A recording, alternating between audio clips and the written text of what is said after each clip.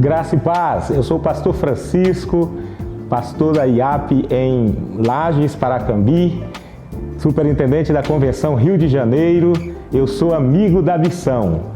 Convido todos vocês, todos os membros e líderes da Convenção Rio de Janeiro para participar também desse projeto.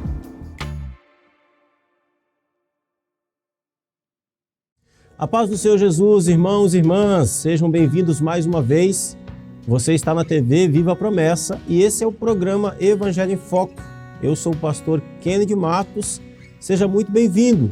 Quero aqui já desafiar você a compartilhar o link desta pregação, desta mensagem nos seus grupos de WhatsApp, lá naquele grupo seu do Facebook também, coloque lá nas suas redes sociais, isso nos ajuda bastante. Coloque aqui embaixo nos comentários também o lugar de onde você está nos acompanhando. E deixa aqui a sua saudação, a sua mensagem. Eu leio todas as mensagens. Tenho muita alegria em ler ali a participação de vocês, tá bom? Muito bem, você acredita em milagres? Você acredita que Deus ainda usa homens e mulheres de forma poderosa, de forma extraordinária? Quero convidar você então, nesta noite, para que nós possamos ver a respeito de um homem cheio do poder de Deus. Fica aí e nós já voltamos.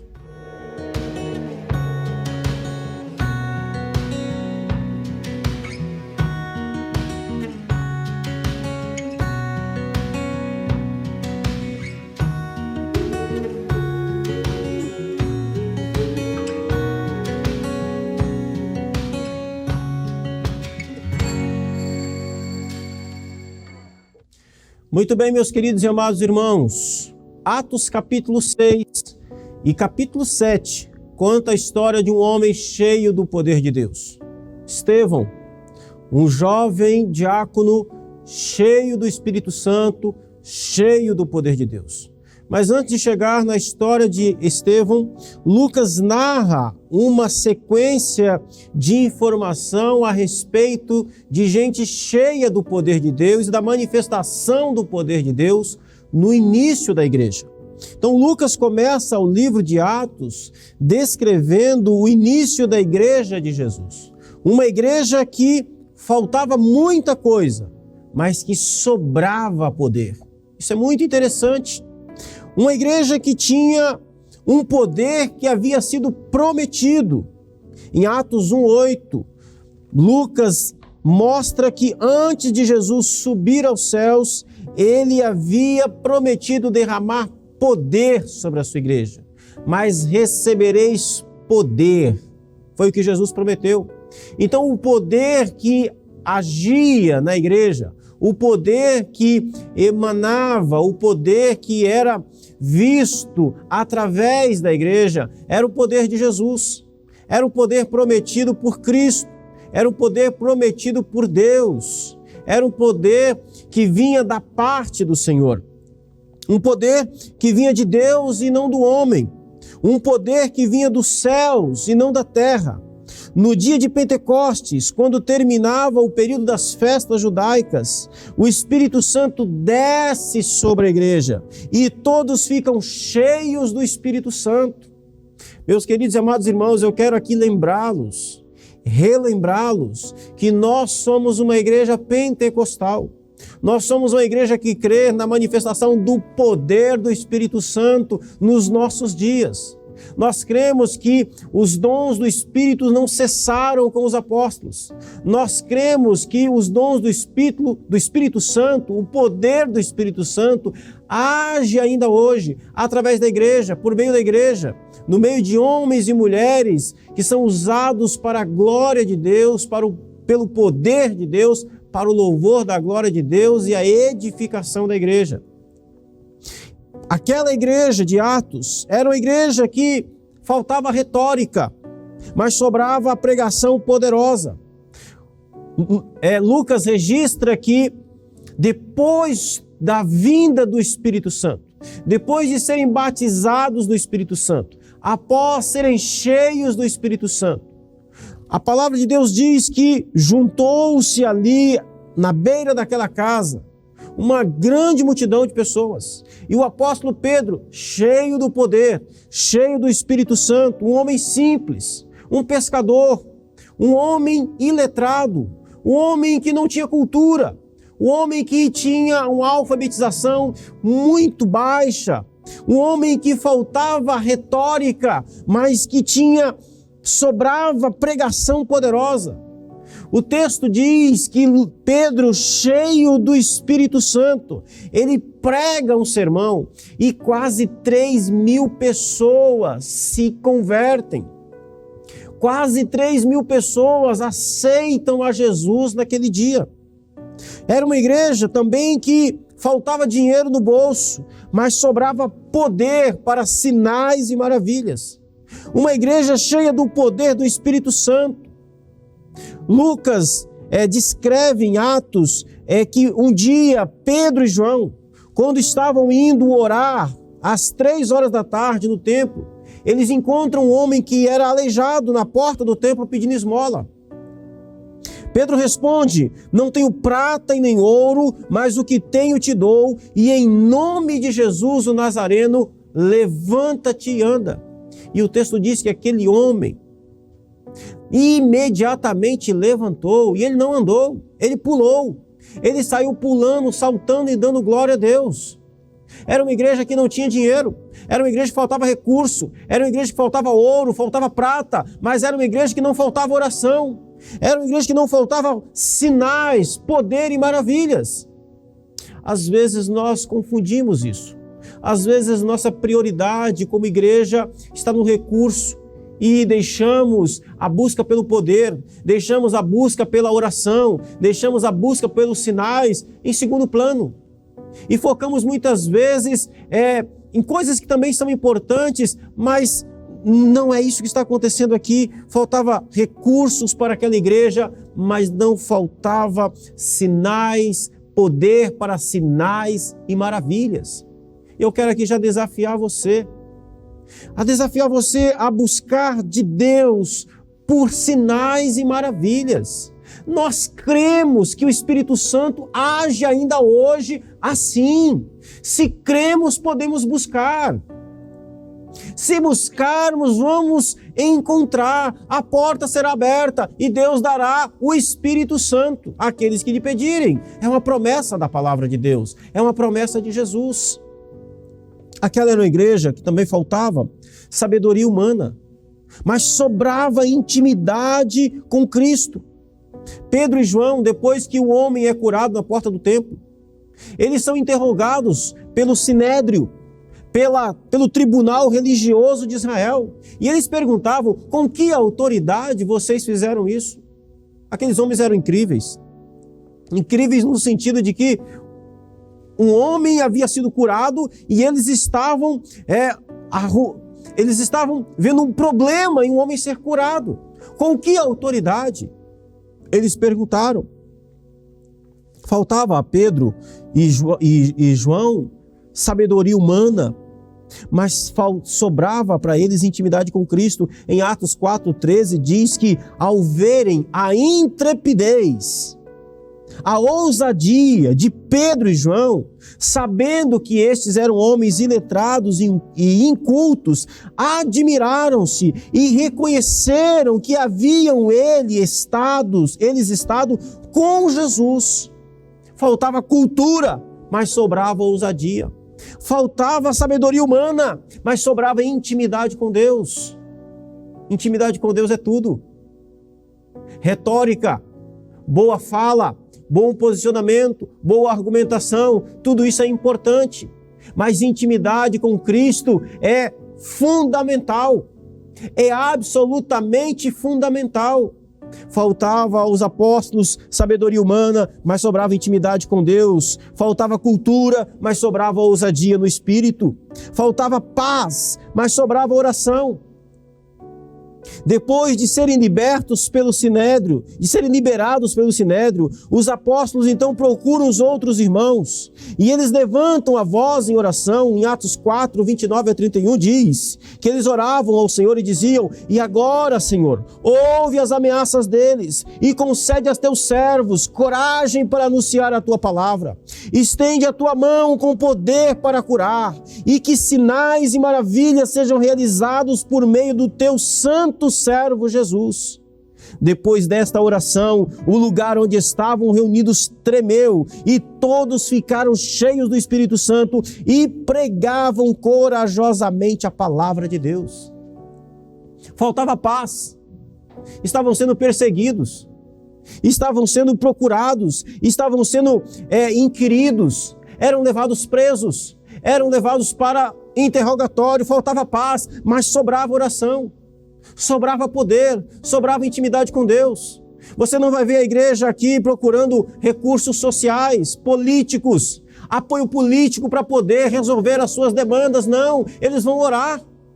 Os apóstolos, depois de serem liberados pelo Sinédrio, procuram os outros irmãos, se reúnem em oração e oram a Deus pedindo mais ousadia, pedindo mais oportunidade para pregar o Evangelho, pedindo mais poder para operar mais sinais e mais maravilhas.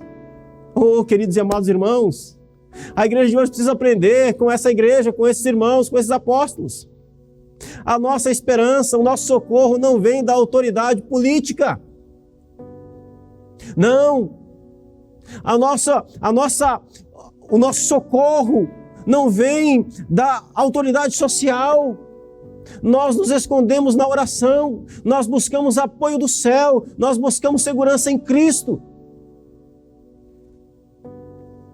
Faltava liberdade religiosa, mas sobrava socorro de Deus. Em Atos 5:17, diz que o sumo sacerdote e os saduceus, tomados de inveja, pois muitos milagres estavam acontecendo por meio dos apóstolos, mandaram prender os apóstolos.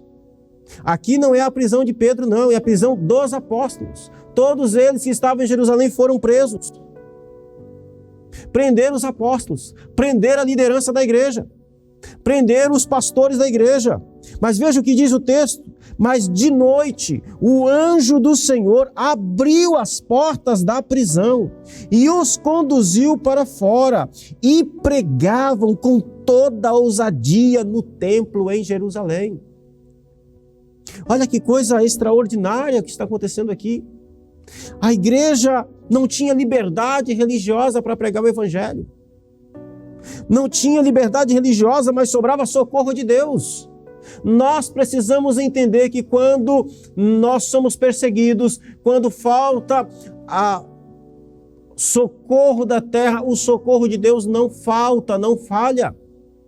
Podemos pregar com coragem, podemos pregar com ousadia, porque o socorro do Senhor sempre vem. O texto diz que enquanto os apóstolos foram presos, todos estavam presos, trancafiados, encarcerados, o Senhor enviou o seu anjo. Não existe cadeia a qual Deus não possa abrir. Não existem portas a qual Deus não possa abrir. O anjo veio e o texto diz que ele abriu as portas da prisão. Todos os apóstolos saíram, todos foram conduzidos para fora e pregavam com ainda mais ousadia no templo em Jerusalém. Quando amanheceu, que as autoridades de Israel queriam então retomar ali o problema, acharam que os apóstolos estavam presos. Quando eles ainda estavam pensando no que iam fazer, em como iria conduzir toda aquela situação, achando que os apóstolos estavam presos, alguém chega no templo e diz: olha, os homens que vocês prenderam ontem estão no templo, estão pregando de novo. Porque o Senhor é sempre o socorro da sua igreja. E então Lucas chega agora na descrição do capítulo 6 e do capítulo 7, na história deste homem, Estevão. Então perceba, Estevão não é um caso isolado. Estevão faz parte de um grupo, de uma igreja que era cheia do poder, que era cheia do Espírito Santo. que era cheia de sinais, prodígios e maravilhas. Deus não agia apenas por meio dos apóstolos. O poder não vinha apenas sobre a liderança da igreja, mas vinha sobre toda a igreja. Aqui nós temos no capítulo 6 a instituição dos diáconos. Deus, então, agora, Lucas vai fazer esse registro de um diácono, de um homem que não faz parte da liderança da igreja, um homem que não faz parte do colégio apostólico, que era cheio do poder de Deus, que era cheio do Espírito Santo. Então, no capítulo 6 e capítulo 7, Lucas interrompe a sua narrativa para falar sobre o primeiro mártir da igreja. Um homem que não era um dos apóstolos, não era um presbítero, não era um bispo, mas era um diácono. Um homem que antes de ser cheio do poder, ele era cheio de caráter. Veja, por favor, comigo, Atos capítulo 6, verso 3. Diz assim: mas, irmãos, escolhei dentre vós 7 homens de boa reputação, cheios do Espírito e de sabedoria, aos quais encarregaremos desse serviço. Esse texto aqui é uma ordem dos apóstolos na instituição dos diáconos. Quando eles foram escolher os diáconos, quais devem ser as características de um diácono? Eles precisam ser homens de boa reputação, cheios do Espírito Santo e de sabedoria, os quais vão ser encarregados do diaconato. Estevão é um desses homens. Perceba que antes de ser cheio do poder, ele era cheio de caráter. E então Atos 6,3 mostra que ele era um homem de boa reputação. Um homem transformado pelo poder regenerador de Deus. Um homem que antes de ser usado pelo poder de Deus, foi transformado por esse poder em si mesmo. Um homem que havia passado pelo novo nascimento e agora tinha a natureza santa de Jesus agindo na sua vida. Queridos e amados irmãos, ter poder e não ter caráter é uma característica de Satanás, não de homens de Deus. Satanás que tem poder, mas não tem caráter. Homens que têm poder, mas não têm caráter, não são homens de Deus, são filhos de Satanás. Mas Estevão, antes de ter poder, tinha caráter, era um homem de boa reputação. Não adianta ter poder, dom, ministério, se não tem caráter. Em Mateus capítulo 7, Jesus vai dizer que naquele dia, no dia da sua volta, no dia do seu retorno, dos grupos que ficarão de fora, alguns chegarão para ele e vão dizer: Senhor, mas em teu nome nós fizemos sinais, maravilhas, profetizamos, falamos em mistério. Senhor, em teu nome nós fizemos e acontecemos, Senhor, nós éramos usados com poder, Senhor. E é verdade, era o mesmo, porque Deus usa quem quer. Ele usou uma mula, ele usou um feiticeiro, um Balaão, um homem que não era um homem de Deus, não pertencia a Deus, não adorava a Deus. Deus usou Balaão. Deus usa quem quer, Deus é soberano, Deus faz o que Ele quer. Mas isso não significa que é sinal de salvação. Porque você pode ter poder e pode não ter caráter. Saul, rejeitado por Deus, profetizou. A Bíblia diz que o Espírito do Senhor veio sobre Saul e ele profetizou o dia inteiro. E ele já havia sido rejeitado por Deus. Deus usa quem quer. Estevão era um homem que tinha poder e tinha caráter. Estevão era um homem que antes de ser cheio do poder, era cheio do Espírito Santo. Antes de ser cheio do sobrenatural de Deus, ele era cheio do Deus sobrenatural. Você tem experiências sobrenaturais? Maravilha, amém, glória a Deus por isso. Agora você tem relacionamento com Deus sobrenatural? Eu conheço gente que tem experiências sobrenaturais e extraordinárias com Deus, mas estão afastados da presença do Senhor. E essa experiência não significa absolutamente nada quando você está longe de Cristo. Estevão era um homem que era cheio do poder de Deus, mas antes de tudo era cheio do Deus do poder. Ele tinha relacionamento com Deus, ele tinha intimidade com Deus. Antes de ser cheio do poder de Deus, ele era cheio do Espírito Santo.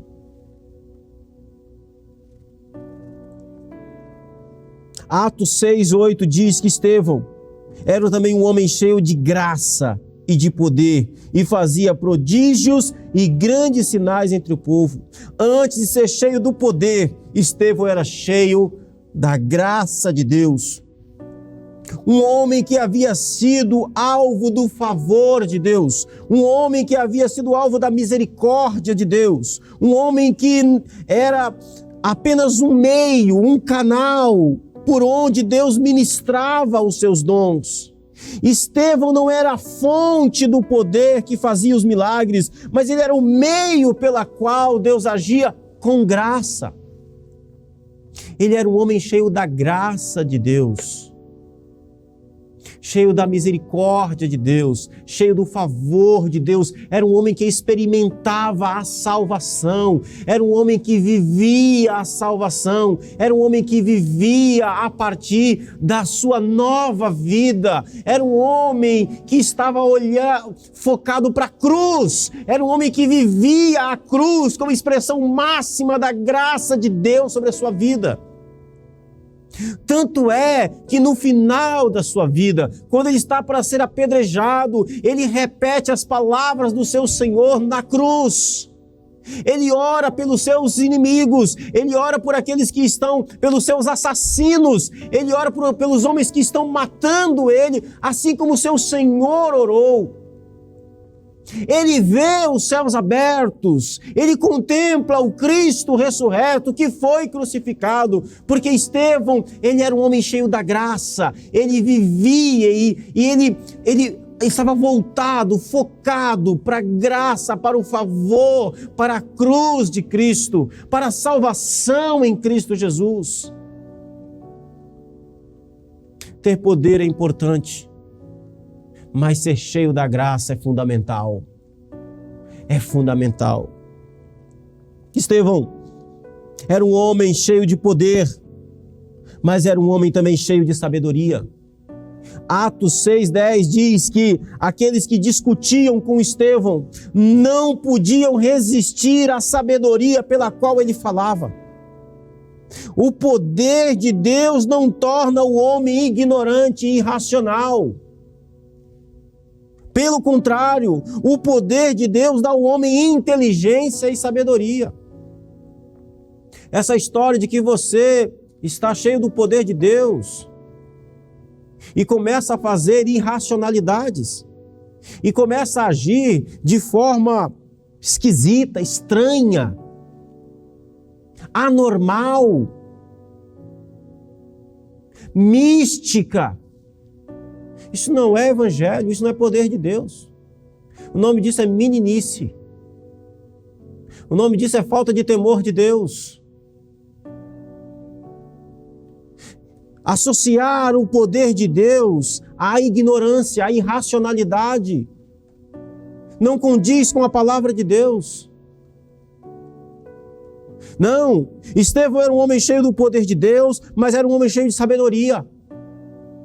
Esse negócio de que eu não preciso me preparar para pregar, não preciso me preparar para pregar a palavra, porque na hora o Espírito vem com o seu poder e eu prego, isso é mentira, isso não é verdade, não é assim que funciona. Um homem cheio do poder de Deus é um homem preparado. Uma mulher cheia do poder de Deus não deixa as coisas para a última hora. Um homem cheio do poder de Deus fala de acordo com aquilo que ele preparou, de acordo com aquilo que Deus o iluminou no preparo do sermão, no preparo do culto, no preparo da oração, no preparo da liturgia.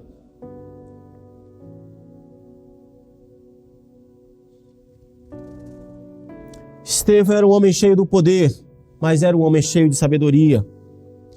Eles não resistiam à sabedoria pela qual Estevão falava.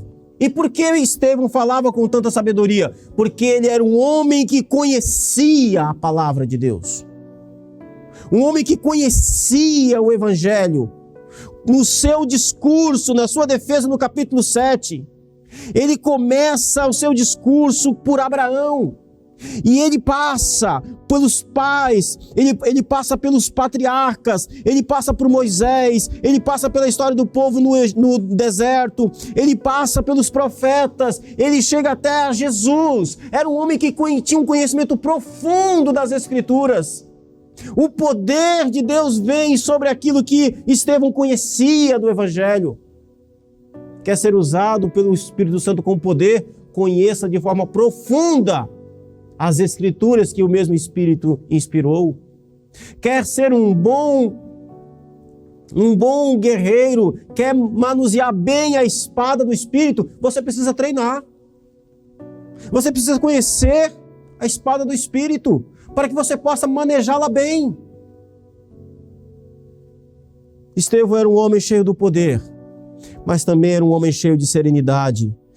Atos 6,15 diz que quando os do Sinédrio olharam para Estevão, o seu rosto era como se fosse o rosto de um anjo. O poder de Deus destrói toda a expectativa desta vida terrena, mas nos eleva a uma certeza da eternidade. Quando as pessoas olhavam para Estevão, viam um homem absolutamente calmo e sereno. Ele parecia um anjo. O seu rosto era como o rosto de um anjo. Um anjo é um ser eterno, um anjo é um ser celestial. O que as pessoas estavam vendo em Estevão era, ele não estava preocupado com aquele momento, ele não estava preocupado com as ameaças daquela circunstância. Estevão já estava vivenciando a eternidade, Estevão já estava experimentando da glória eterna, ele já havia entrado na eternidade, ele já vivia a partir de uma expectativa eterna. Ele não estava preocupado com o que ia acontecer com ele. O poder de Deus destrói a expectativa dessa vida terrena.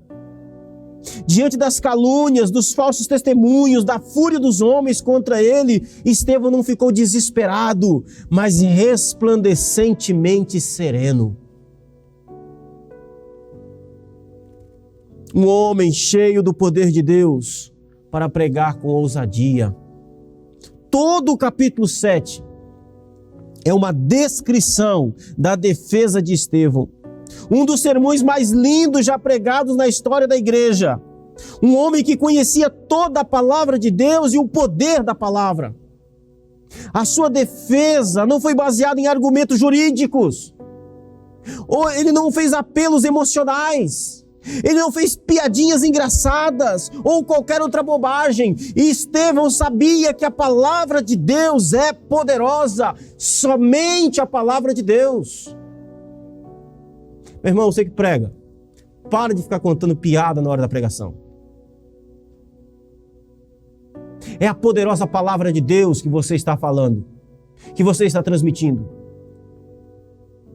Há um poder do Espírito Santo emanando do púlpito para edificar, exortar, confortar, confrontar a igreja. A pregação do Evangelho não exige quebra-gelo. A pregação do Evangelho não precisa de recursos emocionais. Esteja bem preparado. Esteja exaustivamente preparado.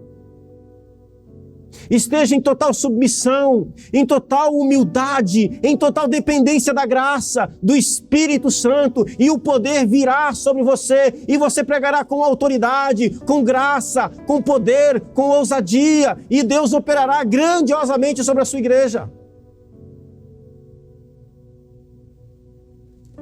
Por fim, Estevão era um homem cheio do poder para morrer por Cristo. Deixe-me dizer uma coisa: só pode morrer por Cristo quem viveu uma vida cheia do poder dele. Eu vou repetir para você que não entendeu. Só consegue ter poder para morrer por Cristo quem viveu uma vida por meio do poder e cheia do poder de Deus. Certa vez, um juiz estava interrogando um pastor que foi preso lá pelos primeiros séculos da história da igreja. Esse homem já era um homem idoso, velho, e o juiz perguntou, insistiu com ele para que ele negasse a Cristo, para que ele revesse a sua posição. Ele já era um senhor, um homem idoso, para que ele não precisasse morrer, para que não precisasse ser martirizado. E aquele velho pastor era resiliente, não negava a Cristo. E então aquela autoridade perguntou para ele, você não sabe que eu tenho o poder de te matar? E o velho pastor respondeu, você não sabe que eu tenho o poder de morrer por Cristo? Estevão tinha poder para morrer por Jesus. Você está vivendo uma vida a ponto de ter poder para morrer por Cristo? Você vive uma vida de poder de Deus? Ou você acha que isso é para alguns poucos? Eu comecei aqui falando a respeito de uma igreja poderosa. Pastores, apóstolos, líderes, onde o poder de Deus vinha de forma extraordinária. Lucas fala de um diácono cheio do poder de Deus.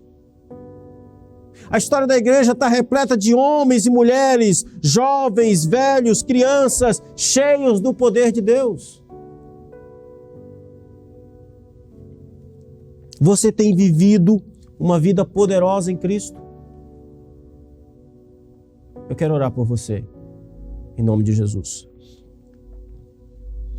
Deus Santo, Tu és a fonte de todo o poder. Tu és o Deus de toda a autoridade. Tu és o Deus que dá poder à sua igreja. Senhor, reveste tua igreja nesses dias de poder. Pai Santo, visita este teu servo agora. Essa serva, Senhor, enche do teu poder, do teu Espírito Santo. Nós cremos na ação poderosa do teu Espírito que agem com poder, Senhor, sobre a vida da tua igreja. Por meio da tua igreja, para a glória do teu nome, com sinais, maravilhas e prodígios. Renova, Senhor, aqueles da qual estão, Senhor, abatidos, aqueles da qual, Senhor, já foram usados por sua graça, em nome de Jesus. Mas acima de tudo, ó Deus, santifica o teu povo. Perdoa, meu Deus, os pecados, meu Deus, daqueles da qual tiveram poder, têm poder, mas não têm caráter. Haja com graça, com misericórdia, ó Deus, ó Senhor, chamando-os ao arrependimento, em nome de Jesus. Mas dê, Senhor, à sua igreja poder, ousadia e intrepidez nesses dias, neste tempo, para testemunho do teu nome, para a salvação de vidas, para a edificação da tua igreja, no nome de Jesus Cristo. Amém e amém. Querido e amado irmão, eu quero agradecer a Deus pela sua vida. Muito obrigado pela sua paciência até aqui. Ore por mim, eu peço a você, por favor, não se esqueça de mim nas suas orações, para que o Senhor me guarde, para que o Senhor me abençoe. Eu sou dependente da sua oração. Por favor, leve-me diante do trono da graça na sua oração. Querido e amado irmão, quero aqui convidar você para que na próxima semana você esteja aqui conosco. Quero convidar você também para que possa compartilhar essa mensagem. Em nome de Jesus, desafio você. E quero pedir a você para que você também seja um parceiro desse projeto. Entre aqui no QR Code, tem aqui o site, faça parte dos amigos da missão. É muito importante, a sua ajuda é fundamental para que esse projeto continue avançando para a glória de Deus. Amém? Um forte abraço a todos, fiquem todos na paz, em nome de Jesus, e até a próxima semana.